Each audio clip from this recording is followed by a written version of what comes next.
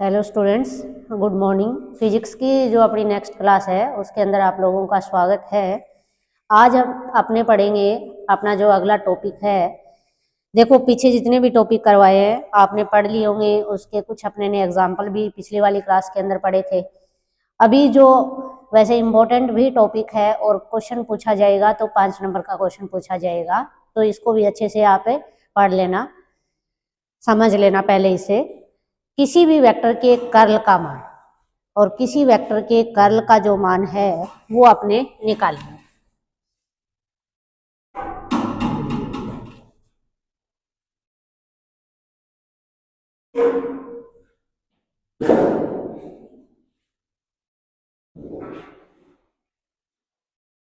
किसी वेक्टर के कर्ल का जो मान है वो अपने निकालेंगे, तो इसके लिए अपने ले लेते हैं कोई सदिश क्षेत्र और उस सदिश क्षेत्र के अंदर कोई बिंदु ले लिया और वो बिंदु कहें क्या है, ओ है।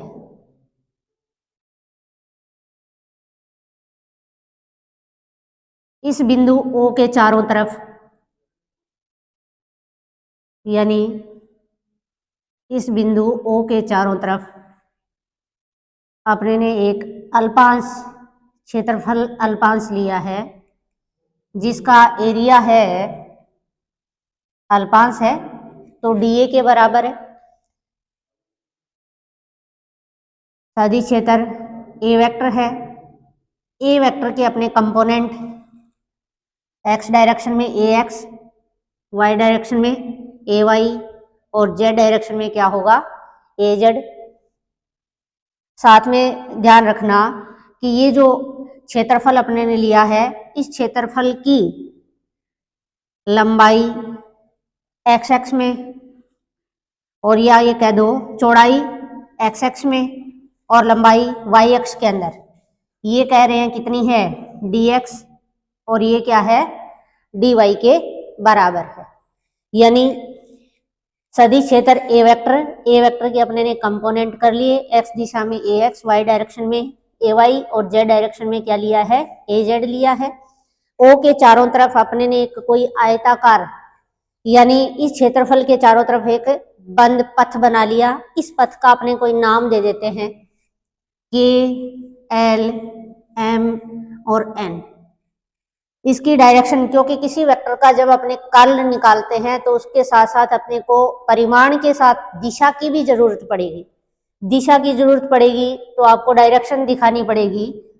पथ की जो दिशा है वो के से एल, एल से क्या है एम, एम से एन और एन से किधर है, के की तरफ है। ठीक है, इसके बाद देखो एक्स दिशा में घटक अपने ने लिया है किसका, ए वेक्टर का कंपोनेंट क्या है, ए एक्स है। ए एक्स में क्या आएगा, परिवर्तन आएगा। कब, जब अपने वाई डायरेक्शन के अंदर चलेंगे भी। जैसे बिंदु ओ से अपने बात करेंगे, इस केएल पथ के अनुदिश सदिश क्षेत्र ए एक्स का कंपोनेंट कितना हो जाएगा, ये निकालना है। जैसे ये निकालना है तो सबसे पहले तो अपने को ये पता होना चाहिए, जब अपने वाई डायरेक्शन के अंदर पॉजिटिव दिशा में चलें तो ऊपर की तरफ, नेगेटिव डायरेक्शन में चलेंगे तो यानी कि नीचे की तरफ चल रहे हैं, ओ बिंदु से केएल पथ की तरफ। तो ये पता होना चाहिए कि ए एक्स कंपोनेंट के अंदर वाई डायरेक्शन में जब चल रहे हैं तो उसके परिवर्तन की दर कितनी है। ये परिवर्तन की दर कितनी है, यानी ए एक्स के किस दिशा में, वाई दिशा में परिवर्तन की दर, ये परिवर्तन की जो दर किस में, ए एक्स में, किस दिशा में, वाई डायरेक्शन में, तो क्या लिखा जाएगा, del A x upon del Y. फिर अपने बात करें, जैसे केएल पथ के अनुदिश कंपोनेंट निकालना है तो अपने ओ बिंदु से कितनी दूरी तक केएल पथ के अनुदिश चले, यानी ओ बिंदु से जैसे इसकी दूरी देखें, ये ध्यान रखना कि ये जो ओ बिंदु लिया है वो अपने मिड में मान के चले, के एल एम एन के बीच में है जैसे, तो ये ओ से यानी यहां तक की दूरी हो जाएगी वो कितनी, डी वाई बाई 2, और ओ से केएल पथ तक की दूरी भी कितनी हो जाएगी, डी वाई बाई 2।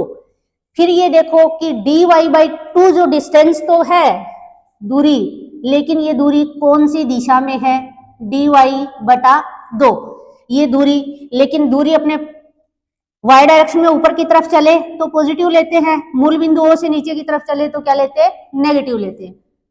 तो यहां निशान किसका आ जाएगा, -dy/2।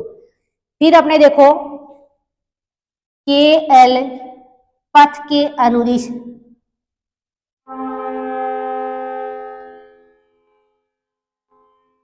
सदिश क्षेत्र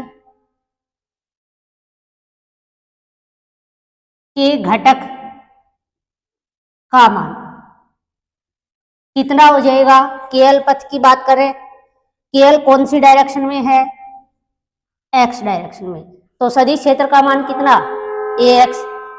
साथ में अपने को यानी O बिंदु से नीचे की तरफ चले, उसमें परिवर्तन कितना हुआ, यानी del ax upon del y, कितनी दूरी तक चले, इतनी दूरी तक, तो उसको मल्टीप्लाई करवाएंगे, यानी del ax upon del y, और साथ में ये नेगेटिव साइन लगाया अभी मैंने, वैसे तो प्लस लगाएंगे अपने, लेकिन ये माइनस है इसलिए माइनस, dy बाई क्या हो जाएगा 2।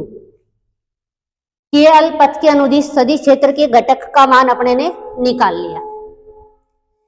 ये भी दिशा ध्यान रखना आप, KL कौन सी दिशा में है, पॉजिटिव x डायरेक्शन में, इसलिए इसका जो निशान आएगा कौन सा, मतलब ये प्लस का आएगा या माइनस का, तो ये किसका होगा, प्लस का। ऐसे ही देखो अपने बात करते हैं LM पथ की, LM पथ की बात करेंगे तो देखो कौन सी दिशा है, ये y डायरेक्शन की बात हो रही है, यानी A वेक्टर का घटक कौन सा, y दिशा में, कंपोनेंट क्या ay के x दिशा में,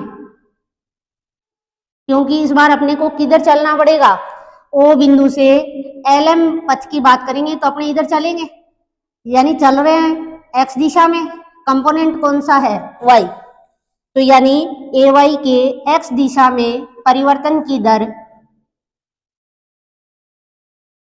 कितनी, del ay by del x। फिर ये देखो O बिंदु से LM पथ की दूरी कितनी, ये देखना KL कितनी है, dx है, और ये बीच में भी लिया अपने ने, तो O से N के पथ यानी कि ये वाली दूरी और ये वाली दूरी दोनों बराबर होंगे, तो ये कितनी हो जाएगी, dx/2, यानी दूरी है dx/2।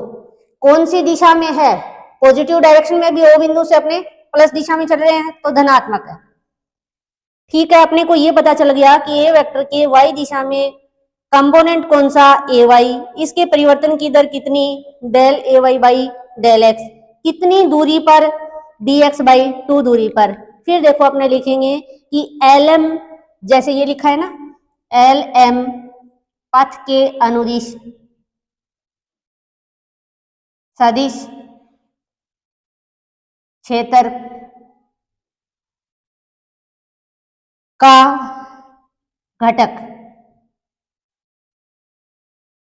क्या आ जाएगा, प्लस डायरेक्शन में, क्यों, क्योंकि L से अगर M की बात करें तो अपने ऊपर की तरफ चल रहे हैं तो पॉजिटिव आएगा, सबसे पहले बाहर का निशान, ठीक है प्लस लगा दिया। कौन सी दिशा, y, यानी कंपोनेंट ay, आपने चल रहे हैं x दिशा में, तो इसको del ay upon del x multiply कर दो, कितनी दूरी पर, dx/2, ये प्लस है तो बीच में निशान किसका, प्लस का, del ay upon del x, और साथ में आ जाएगा dx/2। इसको जैसे मान लिया समीकरण नंबर 1, ये आ गई समीकरण नंबर 2। ऐसे ही अपने बात करें MN पथ की, तो MN पथ के लिए सेम ऐसे ही कंपोनेंट कौन सा है, घटक x दिशा में है, यानी बात हो रही है कौन से घटक की, x कंपोनेंट की, ax की, यानी अपने को O बिंदु से चलना पड़ेगा किस दिशा में, y डायरेक्शन में, तो ax के y दिशा में y दिशा में परिवर्तन की दर कितनी, del ax upon del y. ठीक है, फिर ये देखो कि O से जो mn पथ है उसकी दूरी कितनी, यानी dy बटा 2, यही होगी भाई, इतनी दूरी लेनी है अपने को, dy बाई 2। ठीक है, कौन सी दिशा है, पॉजिटिव डायरेक्शन है तो dy बाई 2। ठीक है, ये लिया कि x डायरेक्शन के अंदर यानी घटक है ax में किस दिशा में, y दिशा में परिवर्तन की दर कितनी, del ax y del y। फिर ये O बिंदु से देखो कि mn पथ कितनी दूरी पर है, dy बाई 2 दूरी पर है, किस दिशा में है, प्लस डायरेक्शन में है, तो आप प्लस का निशान लगाएंगे जैसे यहां। फिर अपने लिखते हैं अतः mn पथ के अनुदिश सदिश क्षेत्र का घटक कितना होगा। mn की बात हो रही है, इस बार दिशा देखो, अपने ने जब k से l की बात की तो अपने पॉजिटिव डायरेक्शन में जा रहे थे, इसलिए निशान प्लस का लिया। कहां पे, सबसे पहले बाहर की तरफ। यहां mn की बात अगर अपने करेंगे तो m से n यानी दिशा क्या हो जाएगी, माइनस में, तो बाहर पहले नेगेटिव साइन। ठीक है, mn दिशा में कंपोनेंट कौन सा, ax। ठीक है, O से mn पथ के अनुदिश कंपोनेंट में परिवर्तन कितना आया, यानी कितना, और ये निशान किसका है, प्लस का, इस वजह से ऐड कर देना अपने को, डेल ax अपॉन क्या आ गया, डेल y, और साथ में dy बाई 2, यानी ये आ गया समीकरण नंबर, मान लेते हैं इसको 3 नंबर इक्वेशन। ऐसे ही अपने निकालेंगे, एक और रह गया nk, nk के लिए निकालेंगे तो nk कंपोनेंट कौन सा है, और एक ये भी देखो कि nk की जब बात हो रही है तो इसकी दिशा देखना, ऊपर की तरफ है तो पॉजिटिव, नीचे की तरफ डायरेक्शन है तो क्या लेंगे, नेगेटिव। तो एक तो सबसे पहले निशान जो आएगा सीधा लिख देती हूं, nk पथ के अनुदिश सदिश क्षेत्र का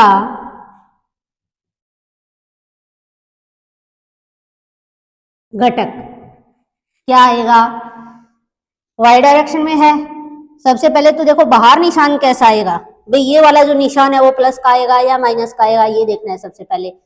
तो दिशा है वो n से k की तरफ है, इसलिए निशान आएगा बाहर माइनस का। ठीक है, माइनस का साइन लगा दिया। फिर कंपोनेंट कौन सा, n k की बात कर रहे हैं तो y कंपोनेंट यानी ay।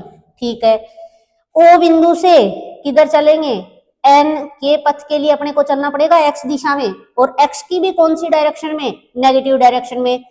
तो देखो ay में परिवर्तन होगा, x के अनुदिश चलेंगे तो del ay by del x कितनी दूरी पर, यानी dx बाई 2 दूरी हो गई है, तो इसको लिख देंगे dx बाई 2 डिस्टेंस। लेकिन ये देखो कि dx बाई 2 इधर तो लिया तो पॉजिटिव, इसके इधर चल रहे हैं तो क्या आएगा, नेगेटिव, तो ये माइनस का होगा। तो इस माइनस के कारण यहां निशान किसका आएगा, माइनस का, del A Y upon del x, और साथ में आ जाएगा डी एक्स बाई 2। ये आ गई क्वेश्चन नंबर 4। तो देखो वापस एक बार इसको मैं रिपीट कर देती हूं, किसी सदिश के कर्ल का मान अपने को निकालना है, और किसी वेक्टर के जब कर्ल का मान निकालना है तो उसके लिए अपने ने एक सदिश क्षेत्र मान लिया। सदिश क्षेत्र कौन सा, ए वेक्टर माना। ठीक है, ए वेक्टर मान लिया, ये कोई एक सदिश क्षेत्र है, उसके अंदर एक निर्देश तंत्र ले लिया, क्योंकि उसको कंपोनेंटों में डिवाइड करना पड़ेगा अपने को। तो ये बिंदु ओ जो है उसके ऊपर सदिश क्षेत्र ए वेक्टर है, इसके अपने ने घटक कर लिए। एक्स डायरेक्शन में component a x, y direction में क्या, ए वाई, जेड डायरेक्शन में इसका घटक क्या आ गया, ए जेड आ गया। ठीक है, फिर अपने को देखो किसी वेक्टर के कर्ल का जब मान निकालना है तो अपने को मान के चलना पड़ेगा कि इस बिंदु ओ के चारों तरफ क्या है, एक अल्पांश क्षेत्रफल है। अल्पांश क्षेत्रफल जैसे मैंने ये कहा डीए, एरिया को ए से लिखते हैं, वैसे यहाँ अल्पांश की बात हो रही है तो अपने डीए लिख देंगे। अल्पांश क्षेत्रफल मान लिया, उस अल्पांश क्षेत्रफल का आकार कैसा है? आयताकार है। आयताकार है तो ये मैंने एक काल्पनिक बंद पथ जो क्षेत्रफल डीए है उसके चारों तरफ है ये बना लिया।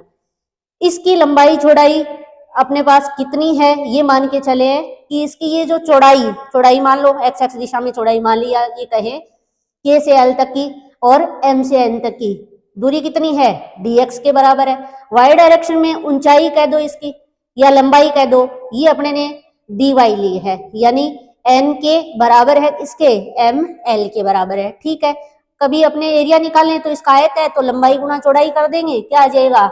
dx इंटू dy आ जाएगा। ठीक है, फिर अपने बात करते हैं क्योंकि अपने को निकालना है लाइन इंटीग्रेशन, रेखा समाकल, जो अपने पिछली क्लास के अंदर पढ़ चुके हैं।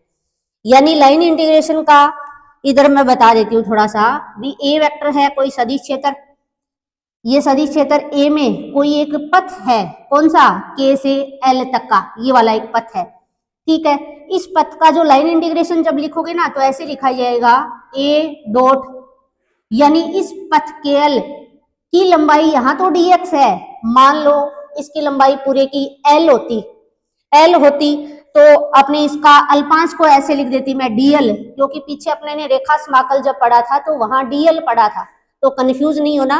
dx है कोई दिक्कत नहीं, dx ले लेंगे, dl है लेंथ तो dl ले लेंगे। तो ये लिखा जाएगा इंटीग्रेशन का साइन k से पथ कौन सा?